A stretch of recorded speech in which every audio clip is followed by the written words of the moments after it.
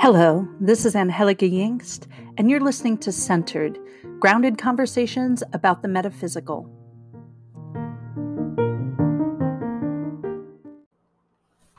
Today's conversation is with one of my closest friends, Jess Southwood. Unlike my other guests who work in the realm of spirituality, Jess is a business consultant and a facilitator with a particular focus on leadership development, team dynamics, and creativity in business. But honestly, I did not invite Jess here to talk to me about her work, even though it's fascinating and has taken her all over the world, jet setting.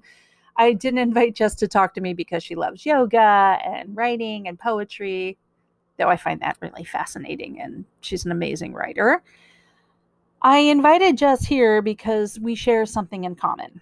We are both bereaved mothers. Both of us lost our second daughters through stillbirth in 2008. And then we, quote unquote, met in 2009 because through our grief, we sought community on the internet and started our own personal blogs about grief and mothering. And in that way, our paths intersected. We were both writerly and creative and irreverent and formed an immediate and all-encompassing bond, which we talk about. I wrote at a blog called Still Life with Circles, and Jess wrote at a blog called After Iris. And then we were both invited to write for the literary hub, Glow in the Woods, which was founded by Kate Inglis as a place to write more literarily, if that's a word, about what Kate entitled Baby Loss, or the experience of grieving either a newborn loss or stillbirth loss. I later became the editor of Glow in the Woods for a few years and passed the reins back to Kate. But Jess and I met through that, and then we started writing all the time, and we spent time together in person and have maintained our friendship over the last 11 years, growing together and moving past that place of grief. So it was interesting to go back and talk to Jess about grief today. What I really wanted to talk to her about is sisterhood and spiritual bonding and emotional intimacy, grieving publicly, and, dead babies. We say that quite a bit in this episode. We talk about baby loss bluntly, like you find in a community of grieving women on the internet. This is your trigger warning. We're going to talk about dead babies. We're going to talk about some hard things to hear for some people. I didn't really think about it when we were recording it. So I just want to give you a heads up if that's something that's going to bother you. But there is an entire community of women who talk about the death of their baby on the internet. It's a corner that most people hopefully never have to find, and it's fairly insular. Most people who haven't lost a child don't want to read about other people who lost children. So we write stories, we exchange emails, and we had an entire web of support, love, compassion. Jess is an extraordinary woman. I feel really blessed to have her as one of my best friends. And as you hear from our conversation, she is deeply thoughtful, funny, intelligent, self-aware, and interesting. Jess's first collection of poetry can be found at littlelosses.com, and she has a master's degree in Shakespeare Studies from the Shakespeare Institute in Stratford-upon-Avon. She lives in the UK with her husband, 3 children, 2 cats, 1 dog, and a little too many books. I hope you enjoy my conversation with Jess Southwood. I sometimes forget how we met. Not that I forget if you ask me, how did you meet Jess? I know how we met, but like when we're hanging out and talking, I don't think of that time in 2009 when we met.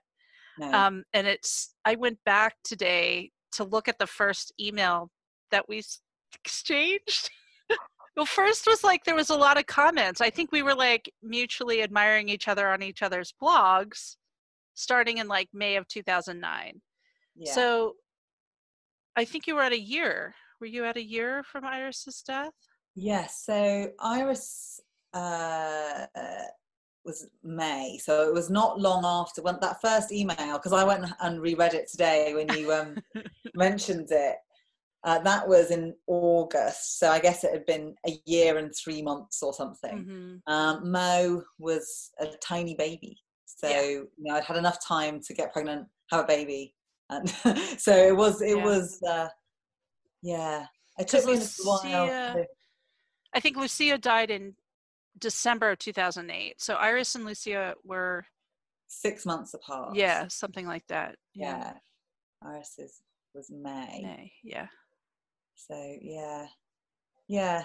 So I think we had been commenting on each other's blogs. It was such a strange culture. So it took me a little while, I think longer than you, to hook into the blogging.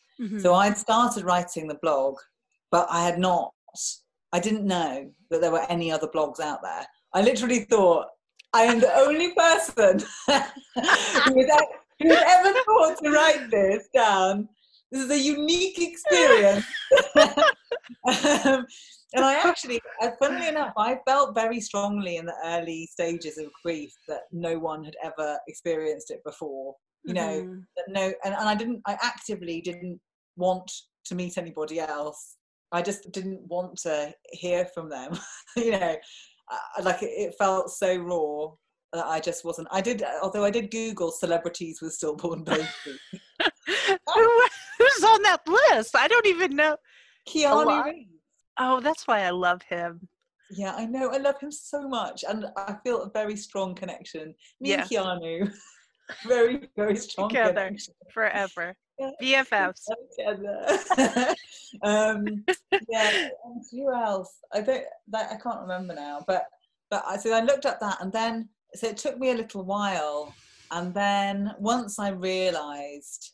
Then it took me a while to comment because everyone else seemed to just know how to do that. And I wondered whether that was something, because a lot of the people that were blogging at the time were Canadian and North American and Australian. And in those cultures, I think that people are, they're just a bit more free with so, I mean, I felt very free writing my own stuff. But I think when I was then moving into someone else's space, I was hesitant because I didn't want to get it wrong. Yeah. And I didn't want to also just say the same stuff. Like, you know, after a while. Yes, I mean, but you do that anyway. I mean, we all did that, right? Love and light. I always used to say, like, abiding, you know? Yeah. It was just like, remembering your sweet baby. Yeah. You know, there were these phrases that were just the language that everyone shared. And I think that's a really special language. And I worry that I sound dismissive of it, and I don't mean it, but I just wanted to make sure that I was still, speaking in my own voice to people who were sharing so much rawness. And so it took me a really long time and also I wasn't sure if I could take any kind of rejection from anyone in that community, because I was just thinking, well, how awful if like they're like, we don't, sure your baby's died, but we don't like you anyway. You know, that which is funny to be afraid of, but like we actually did do that to people. Yeah, that's right. I mean, it did happen in our community a lot, but I hate to say it because it sounds ridiculous, but it was a community. It was a clique, just like any other clique. And you also had like generations within each community. So you'd have like all the 2007 moms would hang out, and all the 2008 moms would hang out. And then, I remember, do you remember when you did that amazing thing where you did Where We Are Now? Was that what it was called? Yeah. Right Where We Are. Right Where I Am. Oh, yes. And it was amazing. And you and Sally and me, I think I gave up before Sally. Sally went and commented on every single one. But oh my God, there was 106 of them or something like that. Yeah. So I think I did a lot of them, and then I got to a point where I just couldn't keep up. But what I noticed was how it started to be that you could tell roughly where someone was without looking at how long, because you could just see thematically, like by year 3 people are like, it's really sad, but I'm ready to move on. And then there's very few people still blogging who are into year Yep. 5s and 6s and 7s and so on. And then the people who were still blogging, because there was some amazing bloggers who are like 10 years out, but they'd come to blogging for other reasons. Yep. And then had written about loss in a broader context. Like, who's the amazing art one who did the Day of the Dead? Kara Jones. Oh my God, yeah, she's amazing. Yeah. she's so amazing. But she was blogging about creativity and grief in creativity. But maybe I'm misremembering, but I don't feel like she had been blogging for 10 years about grief. I think it came later, and then. Well, she developed a whole institute around grief and creativity. I mean, she kind of started doing classes. That's kind of was one of my breaking open points, was taking her class on grief and creativity and being like, oh, this is accessible to me, even though I'm not a great artist, and then it just kind of unrolled for me. And yeah, but I did that, like Lucia died December and I took her class in February. So that was not that long after. You were so proactive in your grief. Yeah, I'm a little type A. And tiny little bit. Are you? Oh, I had not noticed that.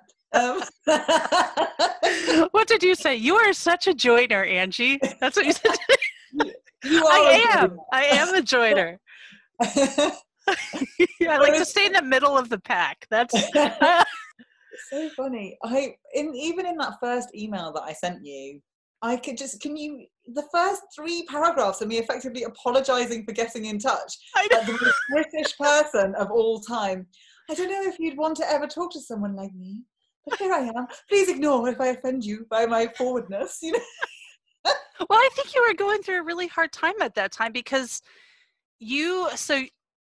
let's put it this way. We knew a bunch of people who lost children in September. We knew a bunch of people who lost children in December. Mm-hmm. You were like the first one of that kind of group to lose. So you were also the first one to have a baby. Mm-hmm. And you'd already had a child. And that was, I think, what really connected us. There was a whole other layer of grief for people who hadn't had a living child yet. So they were kind of really resentful of people like you and I who were parenting little ones and showing these cute pictures. I mean, I would get emails fairly regularly from people who hadn't had children saying, you look like you're a great mom and you have a wonderful life, but I'm sorry, I can't read your stuff because it's too triggering and I don't think you appreciate it as much as you should, And it was terrible, just terrible. So I think we're going through a lot of that where it's like, I don't know if I should comment on somebody's blog because I have now a new baby and I have a living child. Your subject was lonely mommy. Mm. And that's exactly how I felt too. It was just that we were in kind of a weird place in the grief community because we had living children. Yes. And what I think is so interesting is that it was often the people who were the most furious about people who wrote about their living children, who when they subsequently went on to have a living child, were the most intense in talking about their living children. I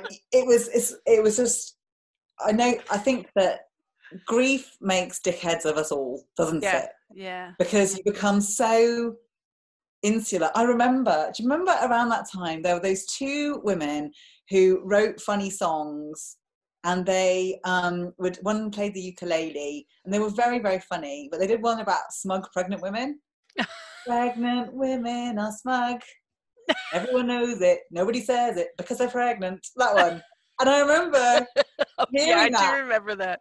And I remember being like, fuck those bitches. I'm sorry. But I was really like so offended by them. Like, well, maybe I'm not smug because I actually am in grief. That kind of. And it's like, it's just not about you. Just don't worry about it. But I took everything so personally. In some ways, I think one of the things that grief taught me, although this also offended me that anyone would ever suggest I'd learn any lessons from grief. I was like, how dare you? This is my tragedy. This is not a learning opportunity. But I think one of the lessons it's taught me is not to take things so personally, and that has then followed me throughout the rest of my life into all sorts of really difficult and painful conversations. I just suddenly find myself much more comfortable and at ease than I would ever have been before, because I know that when someone's expressing a lot of anger and rage, and it might ostensibly seem to be directed towards me, it's not, you know, or if it is, I don't need to defend, and I think that came from being around some really angry women. I mean, the other part, the lesson, the funny thing when you said, you know, you were offended by learning lessons. I mean, I think that was part of what kind of coalesced with the community online, which is that there wasn't like a safe space out in the world. Like nobody would talk to you about like what popular shows are on, or they did it without talking about your grief. It was like there was all this weird not feeling comfortable in your skin thing, where it's like you're in a normal conversation and people just don't know how to treat you. And, you know, we are very sensitive. One of the first things I read, because I was on like a pregnancy like chat room board for natural, and that's a whole other shit show, but I on that thing, but there was like a section for grief, and there was like a thread about books, and someone suggested this book, and they said, well, don't read it if you're really raw in grief, because it talks about the narcissism of grief. And I was like, that's offensive, and yet that makes a lot of sense to me. Like, this is a really narcissistic time. You're just really can't go beyond your own self to think about other people or other things. And so in our community, what happens is we get to talk about the really hard stuff right in the beginning, and then we get to know each other as time goes on. I guess that was part of it, is that we were all narcissistic. So when somebody would get like offended by something, then everybody would kind of try to figure out if that was a valid offense. It was just a very unique experience to be in this community. And I think, you know, I probably should start by explaining like a little bit about the community, which is what we're talking about is a community of women who have lost children. And the child loss was very specific in our community. It was stillbirth or early. Yes, very early. Like SIDS within the first 5-6 months. I mean, I would even say it was more like neonate, like very, like, you know, and within a few days or maybe a couple of months. There's a lot of people whose babies have spent a lot of time in intensive care, but they never. I think that the thing that they have in common is that no one really had any memories of the baby that wasn't them either being dead or being very, very sick. So it wasn't like, you know, people who had a bouncing happy 1-year-old who died. It wasn't those people. It was much more that early loss. Yeah, and then it was past miscarriage, because that was something that people would get weird about in our community. If somebody was like, oh, but I've had a miscarriage, it's like, well, but it was just a weird like grief Olympics kind of thing going on all the time. There was absolutely a sometimes unspoken hierarchy, but sometimes it was put right out there, wasn't it? Yeah. And different types of suffering and multiple losses. That was higher up the ladder. And if you didn't have living children versus having living children, that was another thing. If you had twins and lost one and not the other, that was a thing. Yeah. And what was so interesting about the group was that it was remarkably diverse in terms of background and age. Less diverse around ethnicity, I would say, and maybe class. And I don't know if that's a really British thing to think about in terms of, but like a lot of people, I guess, would have had a certain level of education, for example. I agree, because, well, I mean, I guess that's sort of, if people don't know do people know what blogs are still? Like, is it that obsolete? I think people are returning to the long form blog in the time of COVID. Yeah. I wonder whether people are doing that. Like, Dear Diary. Yeah. And that's basically what it was. So you kind of had to have some level of interest in, first of all, writing, and secondly, reading. There was a lot of words written. Oh, I long to be that productive. Holy crap. I was just I writing wrote pages and pages of stuff every single day. every single day. I think on one day I wrote like 15,000 words on one Yeah. day. I Because it just, once pulled my blog down and put it into a Word document. Did I ever oh, tell you that? no. It was like 100,000 plus words. I mean, that's a chunky novel, that is. That's all right. No, maybe it was long. I can't remember. It was ridiculous. Yeah. It's basically, you know, when I thought about it, I thought like I could have done a PhD. Like I just went back when I was looking at that. I clicked on a couple of like comments and just the amount of support that we were offering each other. And then everyone was writing like that. So you would read for hours a day other people's experiences of grief, this very particular kind of grief, the grief of stillbirth. Yeah, that it was a very specific loss. And all these women were writing, and a lot of them were very good writers that I followed, like Yeah. shockingly good. Amazing. And then the Glow in the Woods, when I found that was mind-blowing to me. Absolutely. Glow. Well, I think because there was actually there were so many subsets. It's a really interesting study in subculture, isn't it? Yes. So you have all of these people who've experienced different things, but then it's like walking through a high school cafeteria in a teen movie, and like over there's the goths, and over there's the straight A students, and over there's it was like that. So you had the people who were very religious, like evangelical Christians. That was one subset that all kind of gathered around. Often those were women who had found out that they had some kind of their baby had a life-limiting condition, and they would almost certainly die at birth, like anencephaly or whatever. Yep. But they decided to carry the baby to term, and so that was a whole part of that thing. And then there was just all sorts, wasn't there? People who really love to talk in terms of, the sort of angels and sparkles and rainbows. That was not us. We were the goths. We were the goths. It might have been a group of two. I don't know. Yeah, you and me are the goths. We were the outcasts. In fact, but we weren't, were we? That was the thing. There was we were part of the sort of literary people who like to write a lot, but were really careful with how they wrote. So there was some people who are quite, blah, blah, blah, blah, like every thought. But I think that we actually started to steer much more towards more poetic expressions of grief, didn't we?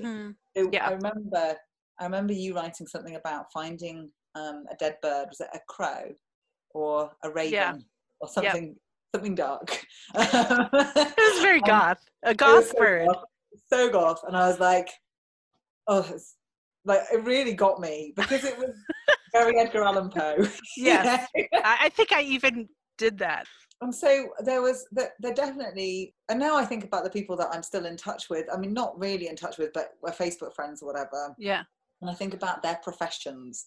A lot of them write professionally. There's some librarians, there's some academics, there's lawyers, but they're definitely wordy people. Yep. But that was part of our subculture, wasn't it? Wordy people. I think that's right. And we were also connected with people like Kara and other artists too, because even if they weren't writing, there was a lot of people doing art around their losses. So we were kind of connected with that.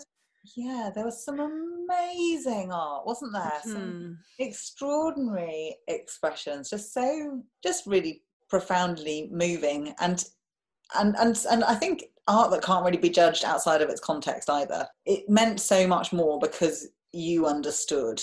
So it would speak so directly to me when I looked at someone else's art that they'd made that was related to their loss. It really changed my relationship with art and myself as a creative person. Yeah, I mean, it was the first time I called myself an artist and owned that part of me, and was profound because I stopped taking that like judgment.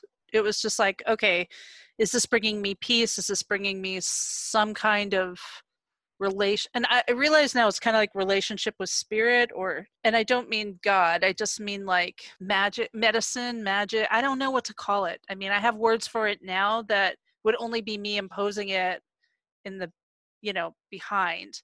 At the time it was just like, I don't know what this is, but I'm going to just keep doing it because it feels really good. Yeah, we even discussed that in those first emails between Yeah. us Did about, we? yeah. So I kept reading after I read after you said the lonely mommy thing. Yeah. So I went and read them. I mean, they're quite funny. Some of the stuff is really funny. We are very funny. We are hilarious. We are hilarious.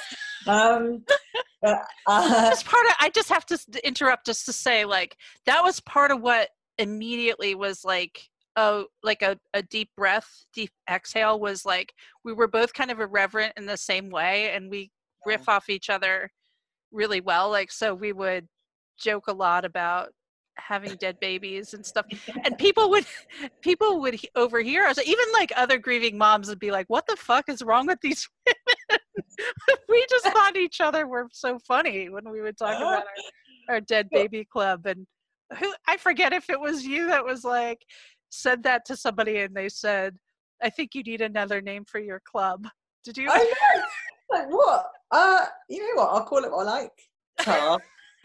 But I remember, so my favourite ever name for a blog was Dead Baby Jokes. Gosh, that's the best one. I remember she was amazing. Oh my God. Intensely, incredibly. I still miss her blog.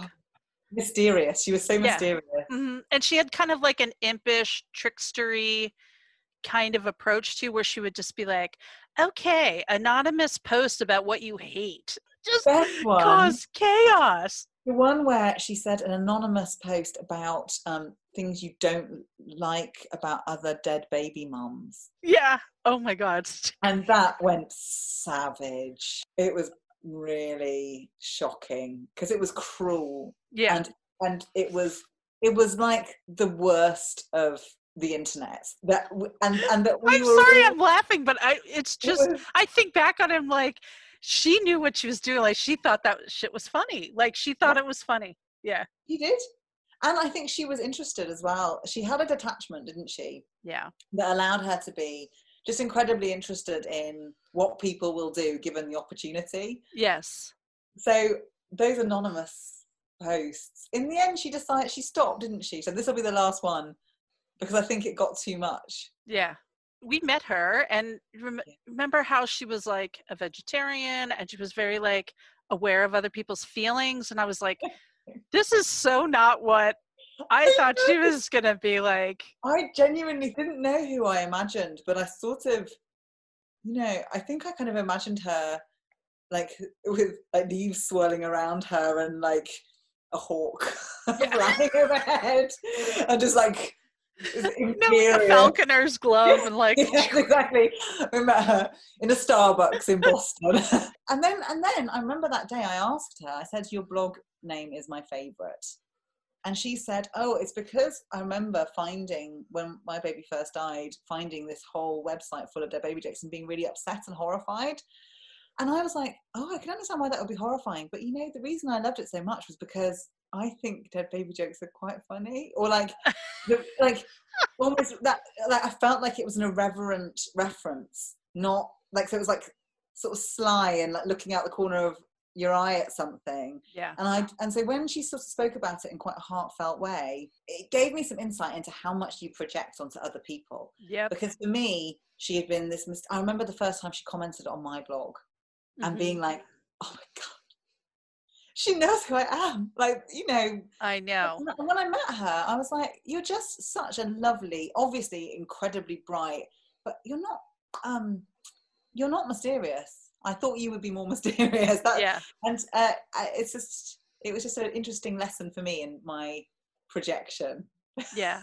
I mean, I guess that's where we should go next. It's just like, so anyway, we talked about the artwork, and then kind of talking about like, we connected. And it was odd how that happened. Like, there were certain people that just became really good friends, and there was no like rhyme or reason, but you and I were almost immediately like chatting every day and right? Oh yeah. I mean, I remember there'd be the sweet spot of time zone Yeah. where it would be my evening and Hmm. you're, I guess, like middle of the day, like maybe Yeah. like Nap time. thing. Yeah. So I'd have got my babies to bed, and I think this is when you were pregnant with Thomas.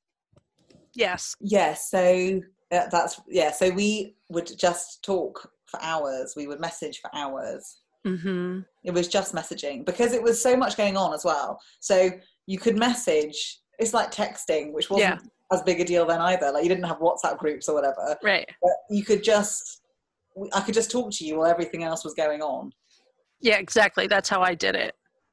And we would just talk for hours and hours. Yeah. So what do you think it was? Do you think it was that we both lost our second child and we were parenting older ones? I think, yes, I think that there was something about that. I think that there was a certain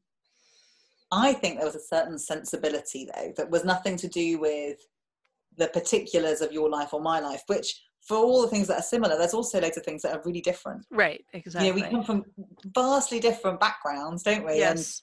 And we have lived really different lives to one another. Mm-hmm. But there was just something about how you wrote and how you expressed yourself that I felt an enormous connection to. And I don't know if I could even articulate it. I think, you know, you just weren't afraid of the dark. Yeah. And I really love and appreciate that in you. Thank you. It was just you're just the most enormously expressive writer, but you also don't have much self-pity. So I think your writing, although it was extremely sad, I never really got a sense of you never sounded like you were complaining. That sounds strange That's weird because I like because there feel was a like lot I of complaining. complained a lot. I mean, you did, but I didn't. But we all did, didn't we? But I Yes. didn't ever feel like I was listening to someone complaining. I felt like I was listening to someone expressing themselves, Yeah. which I mean, expressing injustice. I think that's kind of like one of the things about losing a child the way we all lost a child, which is there was literally nothing we could have done to prevent our child's death, and yet it happened in us. So it feels very tied into guilt and shame. You know, we have a lot of like, but I should have done something. I mean, that's supposed to be the safest place. We hear it 1,000 times a day when you're pregnant, but it really isn't when you have a stillbirth. It's just a weird anomaly. And that injustice is something that's hard to explain. And when you go out into the world, people are like, but you didn't really know your child. You know, there wasn't an intimacy with that child. And yet there is. And then there's all the paradoxes. I don't know if that makes sense, but it does make sense. It's loving someone you'll never know yeah. and trying to explain that to someone who hasn't experienced it. You can explain it and people will get it, and you can draw on all sorts of their life to say, well, imagine if this had happened. But it's so lovely to not have to explain. Yes. And then we just start from the same knowledge, right? Yeah. The thing I loved about your writing was that you actually were the mysterious person. Like everybody felt that way about your writing. And then you just got more succinct and more succinct and more succinct. And then there was a point where you just wrote this post that I still think about all the time, which is something like, did you remember what it was? It was my baby died. I never knew her. I wish I did. Yeah. And it's just like, oh yeah. I kind of, after you posted that, I was like, I have nothing really more to write than that. Like basically what you said was how I felt, which is I'm going to keep writing this story in 1,000 different ways with a lot of pretty words, but it all boils down to that in the end of the day. And so you kind of stopped blogging pretty early compared to me. I just hung on for way too long. I think so many other things happened in that were, to me, that were very dramatic. Yes. Not long after that, I think I continued to write, but the things that I needed to get out of me and onto a page were different to my grief, which I felt at home with by that point. Yeah. So I was still sad, but it was a familiar place for me. Yeah. And then I was going through all of these things that were really unfamiliar and pretty terrifying, and that was just quite, I think that's where my attention went with the writing. Yeah, absolutely. Because, you know, that's the part that people are like, well, so you're just talking about your dead child over and over again? It's like, yes and no. What you start talking about is everything else and how hard everything else is. Like your marriage becomes hard, or your partnership becomes hard. And if you're not partnered, then that's hard because you have nobody who shares your grief. And then you go back to work, and then that's hard. That's a whole other level of shitstorm. And then you are having relationship stuff, the friendship stuff, relating to other people. I mean, looking back, to you, because I felt like you and I were pretty emotionally intimate. And if there was a romantic aspect of it, I mean, anybody could point to our stuff and say, you guys are having an emotional affair. Yeah, for sure. And there was like, I had relationships like that with other people too. I mean, it wasn't as deep as with you, but I told people things I didn't tell my partner. I told you things I would never tell any partner. Yeah. You know, or I mean, someone who I would name, like nominally be my partner. Yeah. But I think that you and I were deeply partnered and connected in grief. And I absolutely think that I think that I've never really thought about it in terms of an emotional affair, but me either. It makes a lot of sense to me, yeah. because I was so absorbed by you. You know, the fact that I would message you for hours every night and ignore my husband at the time, my ex-husband, and I never spoke to him about my feelings and about grief. We did not, we totally lost our connection in our separate response to grief. And then, you know, but for me and you, we were just like, weren't we? Just right there. Every day. Every single day. And not just once. I mean, we would just check in all day. And anything that happened, we would check in with each other. Yeah. And I felt the same way. Like, my husband still can bring it up sometimes. Like, oh, when we were in grief, you went running into the internet. And it's like, yeah, I felt understood. I felt I was getting my needs met. But is it healthy? I mean, that's the question I kind of have, is like, it kept me alive and sane. And yet it didn't help any of my in-person relationships. Let's put it that way. I pretty much torpedoed every friendship because I was like, you know, I have people who really understand me. And then I couldn't repair a lot of them after that, you know? Sure, I do know. Actually, I think that I'm in a really tight community of friends now, but probably only 2 of them are people that I knew before. Mm-hmm. And I knew many of them before, but I wasn't really friends with them. I wasn't close with them, and those friendships developed afterwards. But the one of them that I was still friends with, she was away working on a cruise ship at the time, and so I didn't see her. So there was no opportunity for her to offend me. Yeah. So that saved that friendship. Yeah. And then the other, her mum had lost 2 babies, one a stillbirth and one a few days after, I believe. And so she was very attuned to, she had grown up in an environment where that grief was present, even though it wasn't really articulated. And so she just really got it. Yeah. She was a really, really great friend to have, because she was sort of outside of what we were experiencing, but had a insight into it via her mum. So I can see why she made the cut, but I know what you mean. And, you know, now I sometimes think, I do wonder what Ian, who is my husband now, and he was not my husband at the time, for the listener, I do wonder what he makes of it, because I will explain how I know people, and he's like, oh, okay. I mean, he sort of gets that these are real friendships. Yeah. And I think it's difficult to describe the intensity of the connection, and how precious it is to be so seen. Yes. That's the key of it. The emotional intimacy is not simply because we fostered it, it's because we understood each other in ways that nobody else could understand, even our partners, because men grieve so differently than women, and the intimacy that we created there, like, is still there. I mean, we go a lot longer between talking to each other, but we still pick it up. Do you know what I mean? Like it. I've never had an awkward conversation with you. No. It's like, I feel like we sit down and I'm like, right, let me tell you about my vagina. Yeah. Like, and I'm like here for it. Like, hold on, let me get a cup of tea. I need exactly. the tea. And the first time we met in person, I came to stay with you, didn't I? In one of those weekends, that amazing house. Yeah, the bungalow. That was it's a great house. And I remember B and Thomas so clearly at that age. I find it so funny that they're like so like adults now in teenagers. Many ways. Yeah, that's right. I mean, basically every time we spent time together, I'm like, that was a perfect weekend. Yeah. Maybe it's because we always do things that we love.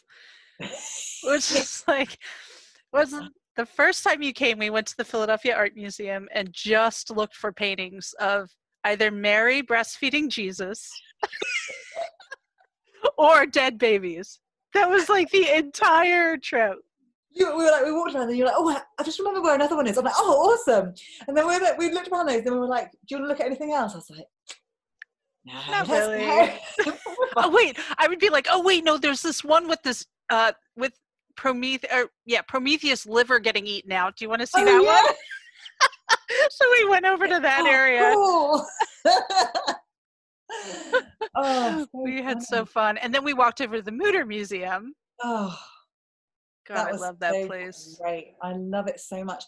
I don't think I realized that other people find it grotesque because I was like, didn't we take Niobe there? Like, wasn't there a time where I feel like it was maybe the second or third time you came to Philly, we were like, oh, Niobe, you want to go over? I'm not using her real name, I'm just using her online presence name, but we're like, let's go to the Mutter Museum. And we went there and she could not look at the dead babies in jars. Yeah, she was not ready for that.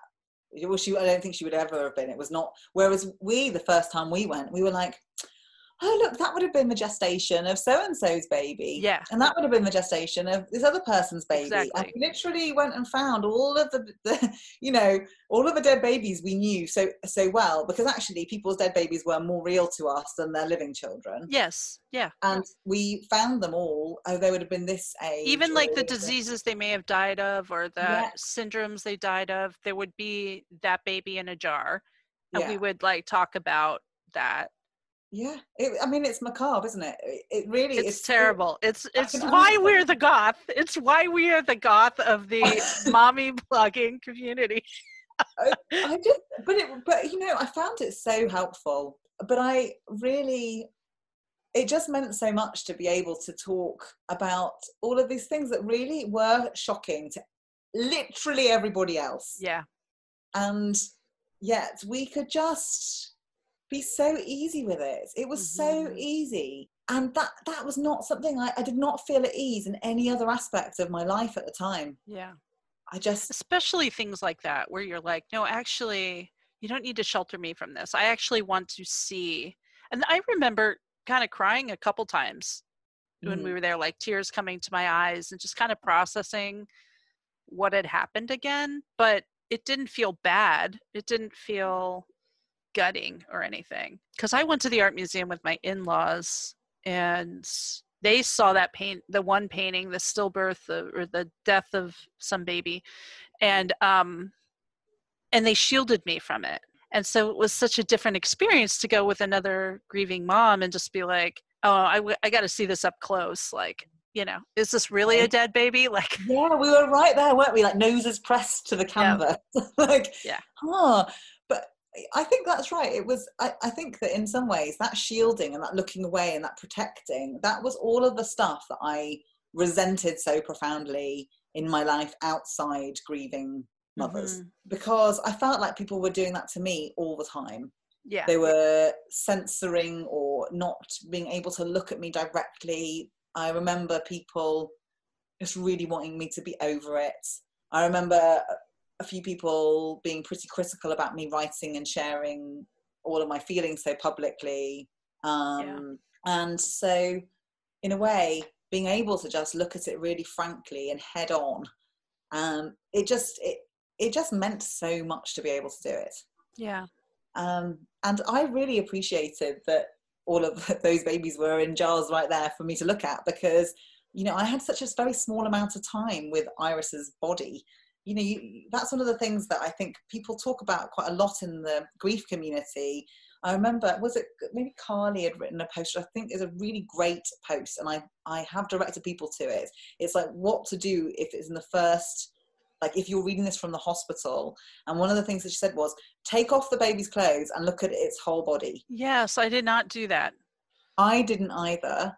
And I sort of did, because I think I got her dressed in different clothes. I wish I had done that. They put her in these frilly clothes, and I put her in the clothes that we'd brought.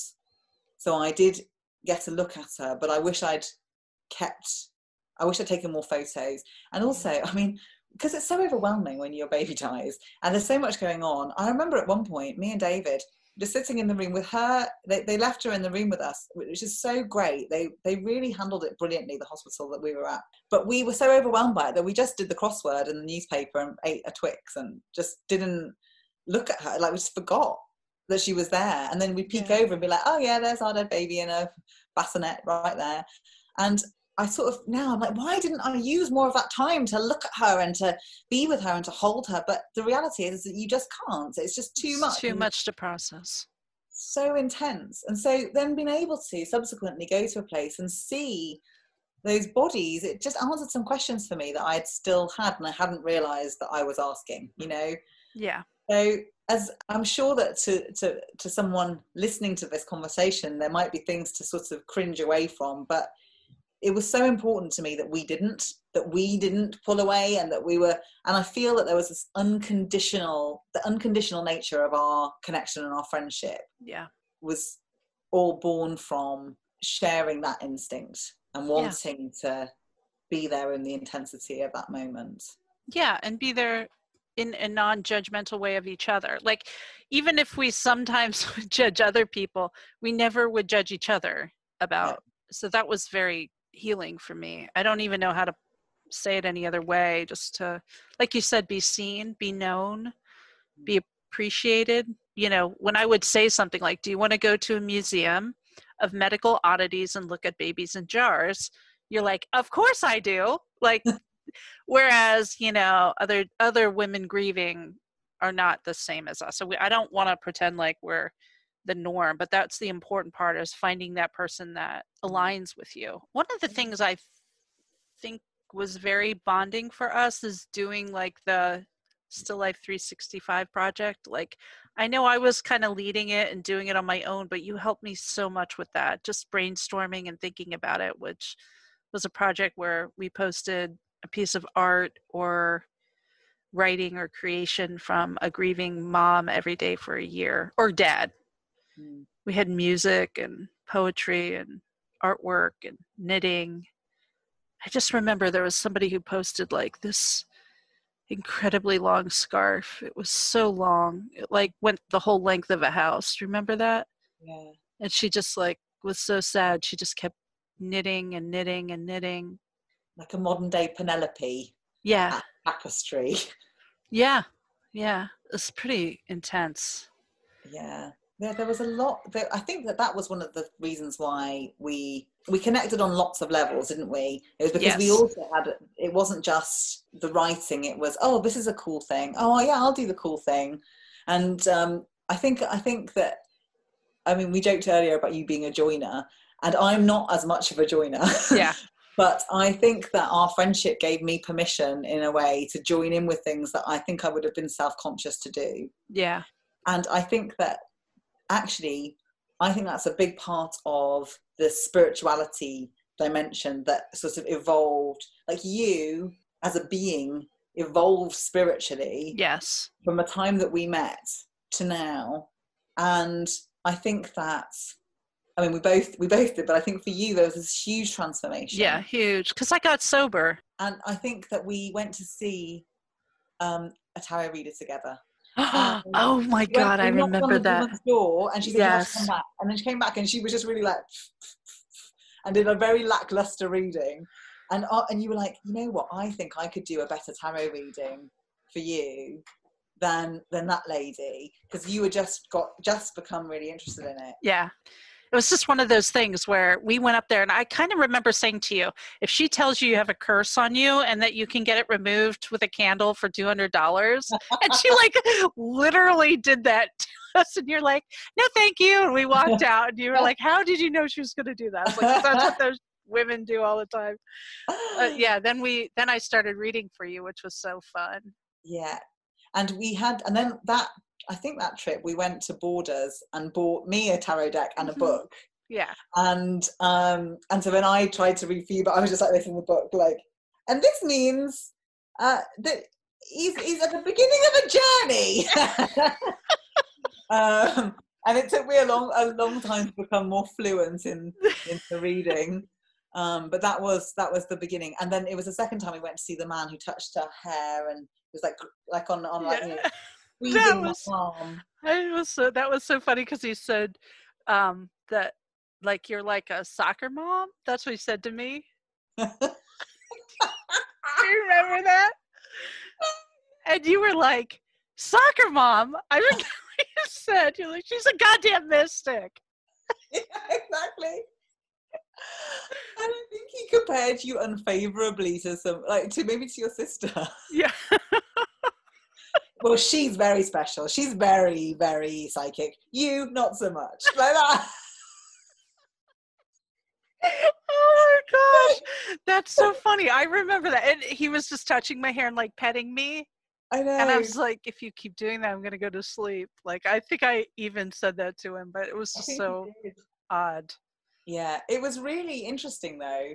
And I think that because, you know, when I read for people, I don't read for people that often now. But one of the things that I will say at the beginning of every single time I've read for anybody is I'll always say, look, just so you know, I'm not a psychic. You know, I always say it, because I'm not. You know, what I am is a quite intuitive person who has a really great memory for the story of the cards. Yes. And when I am talking to somebody, because I like connecting with them, I find a way to tell the story in the cards and see how that resonates with them. Yeah. And so and then afterwards people will say to me, you know, I think you are psychic, because if you weren't psychic, how would you do that? And I'm like, well, I'm comfortable with you thinking whatever you want, but for me, it's just, these are the archetypes. These are stories that many, many, many people share. And that's not to say that I believe that people have a stronger connection to a spiritual plane. I believe in psychicness. Yeah. Is that a word? But I don't claim that for myself. And I often I recognize the hunger that they feel to believe that of me, because I so wanted someone to just grab my arm in the street and be like, I'm a psychic and I've had a vision about you and everything's going to be fine. You know, yes. I so wanted that. But I think the thing that was so amazing about you reading for me was that we didn't ever have to pretend that you didn't know all about me. Right. Yes. I often talk about those times that I read for you. I mean, I don't use your name or any, but just how when we started reading, even when we were apart and you were in England and I was here, and we would read for each other, and the way the cards continued to like evolve, it was incredible. So amazing, because you were reading a lot at that time. You were reading for a lot of people, so there was no way that it could have been anything other than, it felt like it could not be a coincidence. It felt so much like a story that was unfolding in the cards, and and that it was because you were reading for me so often. I mean, I often think about that time and think, I cannot believe how much I drew on you. That was so selfish. I was just so desperate to know that, I mean, at one point, I think you read for me like 4 times in a week. And each time you'd be effectively predicting, you know, you'd be like, okay, and this is what I'm seeing for you. And this sort of, you do the 10 card, the Celtic cross, and you know, it'd be like in the approaching, and the approaching would be like 45 minutes later. Because you were reading for me so often. Oh my goodness. But that was so helpful for me, because I was just starting to branch out professionally.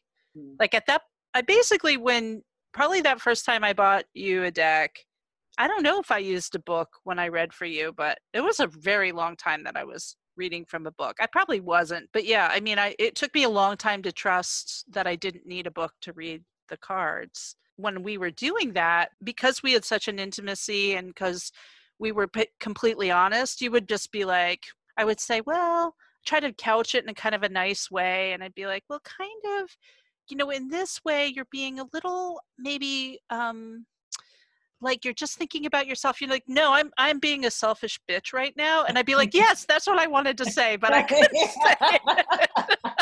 But like it sort of evolved where, we stopped, even me trying to couch things nicely. Like I would just say what I was seeing and you're like, no, that's exactly how I'm feeling. And it was so helpful to understand. Like I still draw on that understanding of the cards. So but there's things that even from them still come up for me from those readings. There were certain themes that were there, and I remember when they started to be born in the readings, like the King of Pentacles, and then you'd be like, look, I know that you really don't want this to be the case, but there's this King of Pentacles. I think the situation you're in right now has nothing to do with the King of Pentacles. But this is here all the time, and me being like, no, okay, thanks, but maybe the King of Pentacles is something else. Okay, bye, let's move on. And then now, and even things like, But he was like in the outcome forever, and then he came to the approaching, and then he was in your present, and then he was in your. It was just incredible. Yeah. That happened with our readings over and over again. Over and over, and even things like I remember getting reversed King of Cups. Mm-hmm. Which means something to me now in a way, like it was like a clarification card. Yeah. And now I'm like, oh. I mean, that was the stuff that was born out, like that we worked on together in some ways, Yeah. It was absolutely fascinating. But also, do you remember there was one time, one of my visits to your house where we did a reading about a man that I was involved with at the time, and we did it sort of like for him almost, and then towards the end of the reading you were like, I feel really like I wish we hadn't done this because I feel like he hasn't asked for it. And it was a bit like we crossed a line because we were seeking this insight into someone else's experience and we got it, and I know. Then it was like, like that was part of me figuring out, okay, this doesn't feel good. And thank God I did it with you, because we could talk it out. If anything, I appreciated it, like because I think that the place that I was in was so terribly toxic and crappy place. It was just on every level so difficult for me to work my way through. It was like tower after tower after tower. Tower showed up quite a lot. I remember that. And then I was so appreciative of just being able to pull on some of the threads of what was going on, and just it helped me find so much clarity. And I think that that's one of the things that when I talk about why it's so amazing now, even though I think I come at it from a different spiritual lens, I still feel like there's something that's so profoundly useful in the tool, and in people being able to look outside of the narrative in their head and on to the narrative on the table and think about how those things connect. That for me exists outside of the spiritual language of the tarot, which I don't always feel completely comfortable with.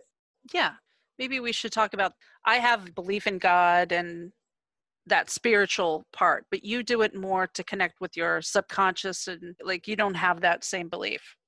No, I don't. I think I'm agnostic. So, and I feel like there are things that are far beyond coincidence. And I feel that I feel strong ties and connections to events, people, places, objects that I feel are spiritual, but I don't comfortably fit within a particular spiritual language, if that makes sense. So the tarot for me is much more part of thinking through the cyclical stories of everybody. Yes. That allows me to access a spirituality that I wouldn't normally reference in my life, if that makes sense. I mean, I come at it with basically the same way. the whole archetype thing is so vitally important for understanding one's, like, that's the common language that connects all cultures, I think, is archetype language. But what I love about our friendship and our relationship is how it has evolved. Like, you know, how as I've evolved, you haven't been like, oh, Angie's getting weird. You know, I mean, maybe you have, but I mean, also in a good way. But I just kind of remember us, you know, when we were really still in grief, you know, part of the reason we wanted to have a reading was, were we going to connect with our babies? You know what I mean? And then it was, you know, we're not really about that as much anymore. I mean, so it's just an interesting other layer that happened. Yeah, absolutely. And I think that the whole, I think one of the things that using the tarot so much as we did together, I think one of the things that it did is it gave me a lot more trust in my own intuition. Yeah. And actually, what I realized was I didn't need someone else to be the vessel for messages from my baby. Like I'm the legacy, I'm the voice, I'm the connection to her, and I don't need somebody else to come and speak to me for her on her behalf. And in the early days, I so longed for that because she was much more separate from me then. Yeah, that's interesting. That's an interesting thread to pull. Kind of, it's just how grief evolves. I mean, because just to go back to the tarot for a minute, like, I have used tarot. I've been using tarot for a long time, but, you know, doing readings for myself, and a card will come up and I'll be like, what are you? You know, why are you here? And I'll keep pulling cards and basically start dialoguing with my cards. And the one time I was doing that, and I'm like, there's like a young person. Okay, are you about Beatrice? No. Are you about Tommy? No. Are you about one of my children? Yes. Are you about Zachary? No. Are you Lucia? Are you about Lucia? Yes. Are you Lucia? Yes. I'm getting all these confirmations. I have this entire conversation with the tarot with my daughter, basically. And it was so beautiful and healing. But it's a weird thing to talk about. I mean, is it from me? I don't know. Maybe not. But it was really healing. And that doesn't happen. I mean, if it happened every day, then I would be like, okay, well, maybe this is a thing. But it just felt so beautiful, and like I was actually having a conversation with her. Because, you know, when you get into reading tarot, you're like, nothing is going on around you. You're just having this dialogue. The cards are answering questions for you. And it was really profound. It was just really beautiful. But I agree with you 100%. Like, I stopped having readings from other people because every time I had a reading, someone would say something and be like, that is so shitty to say to somebody. And I realized, like, oh, this moniker, this psychic thing, this intuitive thing, this when you hang the shingle up, it doesn't give you a right to not consider someone's feelings. It doesn't give you a right to talk about, you know, things that somebody's not open to talk about right now. It has to be, I don't know, it just seems like it gives people rights to be assholes sometimes. Yeah, and I think there's a sort of authority attached to it, isn't there? And it's like the highest authority because it's spiritual. Yeah. So whether you're you know, whatever the substance of your beliefs, if you're going to see someone to talk to them in a spiritual context and they are claiming to speak for a higher power, then I mean that power always attracts certain types of people. And I think that there's a lot of that.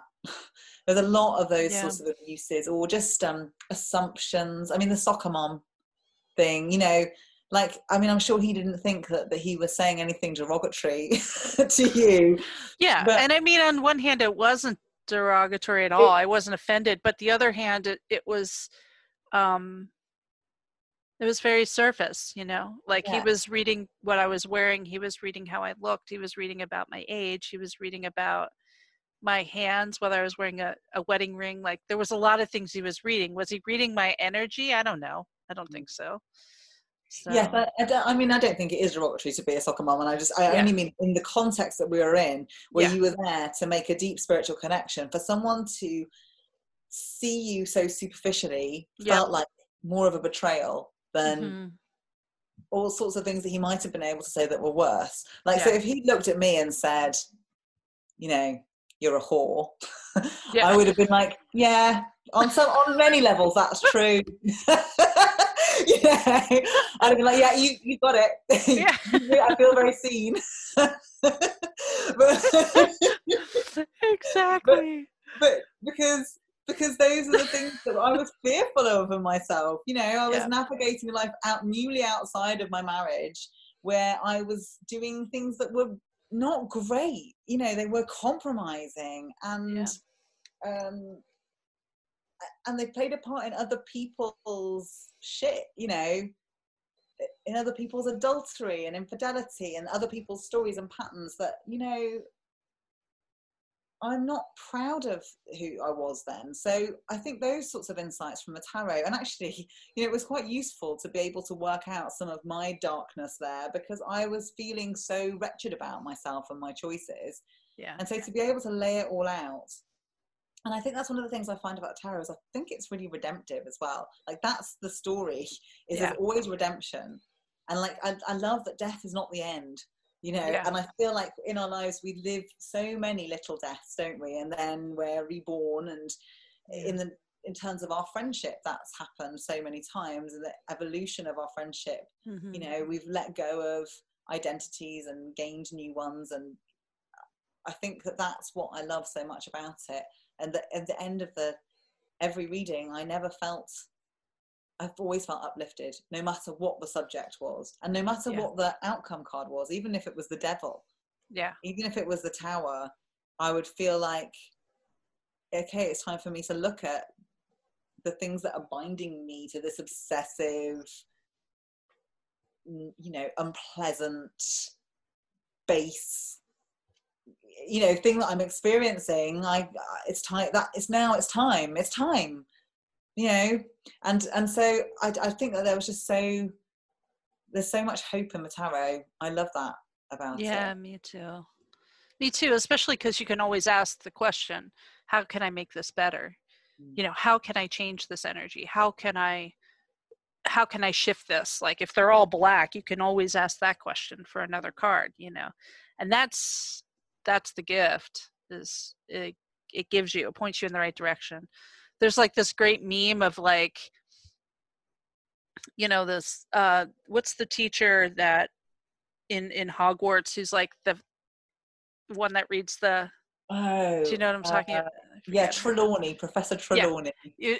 the one side is her, and it says like, oh, your future is so bright and full of light and flowers and angels, or whatever it says. And the other, and said on top it says oracle cards, and the other side says tarot cards, and it has Whoopi Goldberg from Ghost, and like, girl, you're in trouble. It's like, tarot is really real, you know, like it does not bullshit you. It's like, you got to get out of this. It doesn't let you get away with, you know, No, pretending like everything's going to be fine, and you but know, this yeah, is the I best. love that so much. My favorite ever tarot meme is the one where they're just taking the tarot cards and spelt out "dump him." Yeah, I know, that one's so good.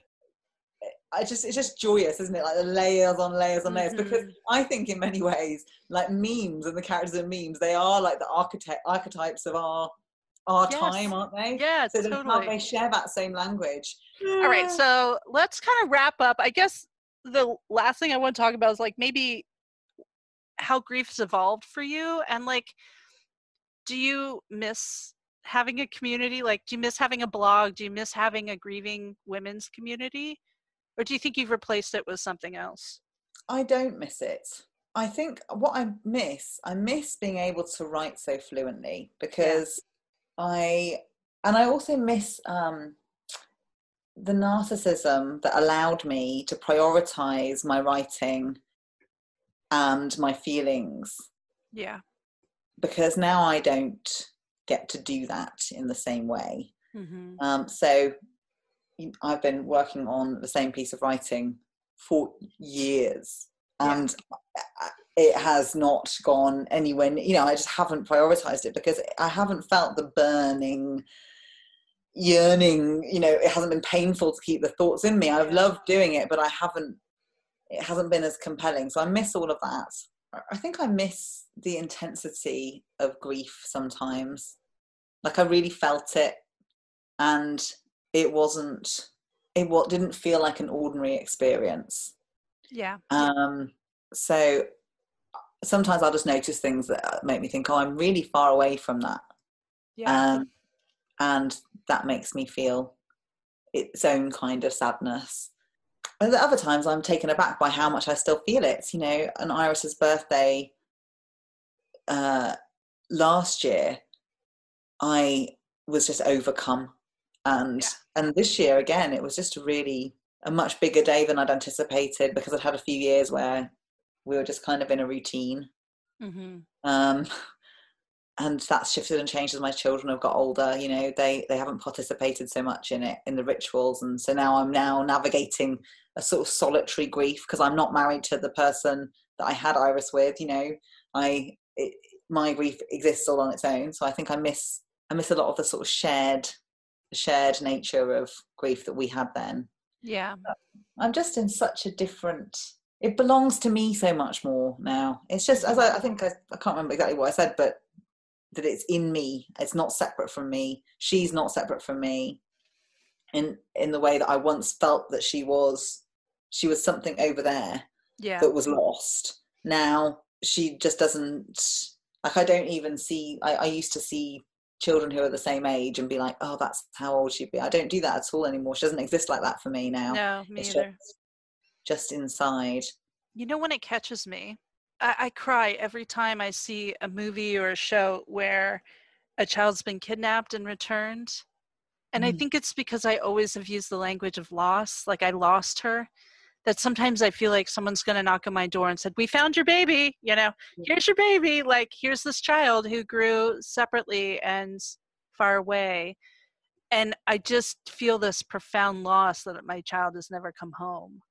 It's kind of, I could get all teary just thinking about it, but that still catches me off guard. And it's not even my experience. Like, my child didn't get kidnapped, my child died, but I still have that feeling. But I agree with you. It's a different experience now. I do not miss having to abide other people's grief and having to try to show up for everyone. What happened was that my grief got further away from I got further away from the experience. My grief lessened. When I got sober, I did do a lot of work around my grief and feel it. And then I moved to the next place. Like, I think for a long time I felt stuck in the same place. So, once I stepped away from that, like, I can't go back and read new losses and stuff. It's not where I am. I hate to say it, but it's like I'm kind of like I've been there, I've done that. It's hard for me to be present for it now, and that sounds so selfish, but it just is. And I know, listen, there's other moms that are in the same place as you that can hold you, but I'm not that person anymore. Yeah, I think I'm with you. So often people will get in touch with me who know and will say, oh, there's someone in my life, a family member or a friend who's experienced this, and I will recommend things to them, books or blogs, or I will say, things are not the same, now. So there are Facebook groups, there's, I don't know what there is in the same way. Don't know the resources, but if I meet someone who's recently experienced that, I'll say, I actually don't want them to know, because I don't want them to feel like, I want it to be about them, Yeah. Like, I feel like in early grief, someone saying, well, when my baby died, this is what I did, It's not. So there's lots of times when, in fact, I have a relatively new friend that I made through work, and she was talking about some stuff that was going on with one of her family members. And then some time later, I think it must have been Iris's birthday, we were Facebook friends, and it had been on Facebook, and she got in touch and said, I'm so sorry, I can't believe that you listened to all of that stuff and that I didn't know. and it must have been really painful for you to hear it. And I was like, it really wasn't, because it wasn't about me at all. Yeah. Like, I didn't feel I had to tell you because it wasn't relevant. It wasn't relevant to the conversation. And so I think that that's where I am. Like, I can hear it, but I don't bring my own grief to it. I'm not showing up to the party. I'm there, like I can hold the space, but I am not stepping into the space, Right. It's not a circle anymore.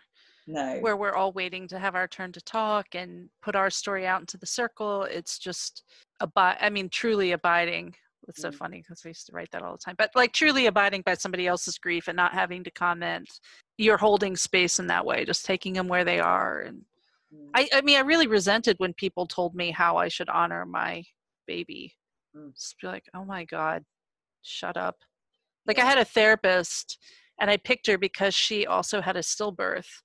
And I went to my first session, and I was a freaking mess. I think I was like 2 months out, maybe a month.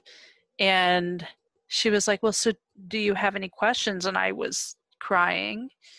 And I said, I don't know how to live this life without my child. I don't know how to live this life. And I was just weeping. And she's like, well, let me tell you.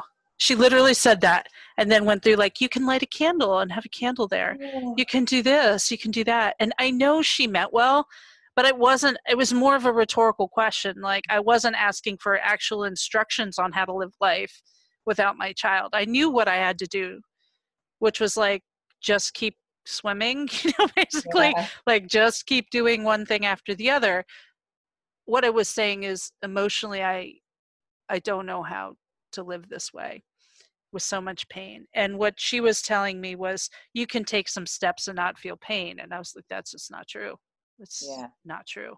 And so that not trueness really always resonated with me as like a anger. I didn't go back to see her. And she sent me like 2 or 3 emails saying, why wasn't I a good fit for you? And I think it was because she thought, here I am, I'm perfectly suited to work with somebody who's had a stillbirth. And I said, because you sound prescriptive in how I'm supposed to deal with this, and I just really needed somebody to listen. And she apologized, but I mean, that's the thing. You don't ask questions you don't want the answer to. Well, I don't know. I still feel like, that's partly why I think, therapists train for so many years, because they don't do that. They're not supposed to project their own experience onto you. It's not supposed to be about her. And so I think she went awry there. But I also think that, we can, in our own moments, things hurt us that might be otherwise completely innocuous.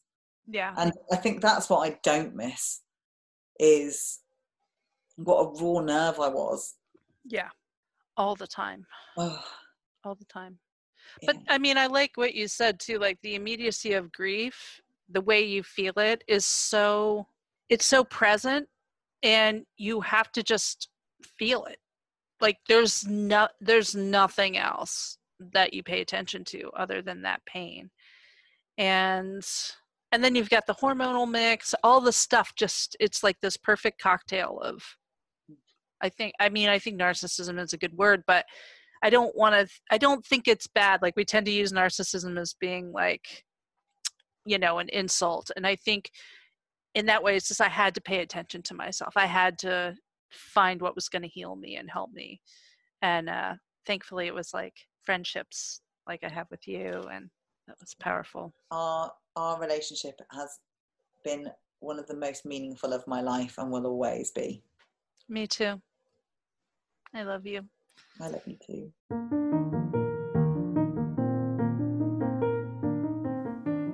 Thanks for listening to Centered with me, Angie Yingst. If you'd like to send me a question or comment about this show or any shows, you can send them to Angie@themoonandstone.com.